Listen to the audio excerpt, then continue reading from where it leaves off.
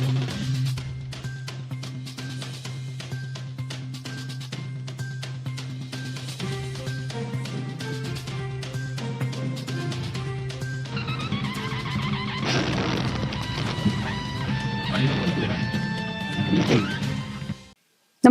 आपण पाहता हिरकणी न्यूज.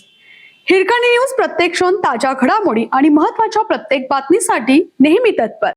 सांगलीत एसीबीचा मोठा दणका. 95,000ची लाच मागणारी महिला ग्रामविकास अधिकारी आणि लिपिकावर गुन्हा दाखल. गुंडेवाडी ग्रामपंचायतीत खळबळ. गुंडेवाडी ग्रामपंचायतीला लागणाऱ्या साहित्य पुरवठ्याचे बिल काढण्यासाठी 95,000 रुपयांची लाचेची मागणी करणाऱ्या महिला ग्रामविकास अधिकारी आणि कार्यालयातील लिपिकावर गुन्हा दाखल केला आहे. सांगलीच्या लाचलुचपत प्रतिबंधक विभागाने ही कारवाई केली. ग्रामविकास अधिकारी वर्षा कदम वय 40 राहणार खटाव आणि लिपिक शरद दत्तात्रय चौगले वय 40 राहणार गुंडेवाडी अशी गुन्हा दाखल करण्यात आलेल्या लाचखोरांची नावे आहेत. याबाबत अधिक माहिती अशी की तक्रारदारांना गुंडेवाडी ग्रामपंचायतीला साहित्य पुरवण्याचे काम मिळालं होतं. या कामाचे प्रलंबित बिल मंजूर करण्यासाठी ग्रामविकास अधिकारी वर्षा कदम आणि लिपिक शरद चौगले यांनी प्रारंभी 1,28,000 रुपयांच्या लाचेची मागणी केली. याबाबत तक्रारदार यांनी सांगलीच्या लाचलुचपत प्रतिबंधक विभागाकडे तक्रार दाखल केली.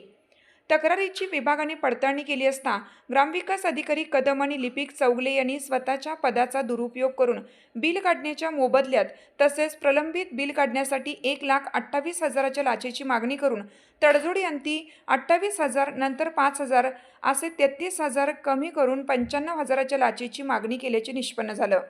लाचलुचपत प्रतिबंधक विभागाच्या पथकाने मिरज ग्रामीण पोलीस ठाण्यात ग्रामविकास अधिकारी वर्षा कदम आणि लिपिक शरद चौगले यांच्याविरुद्ध भ्रष्टाचार प्रतिबंधक कायद्यान्वये गुन्हा दाखल केला आहे.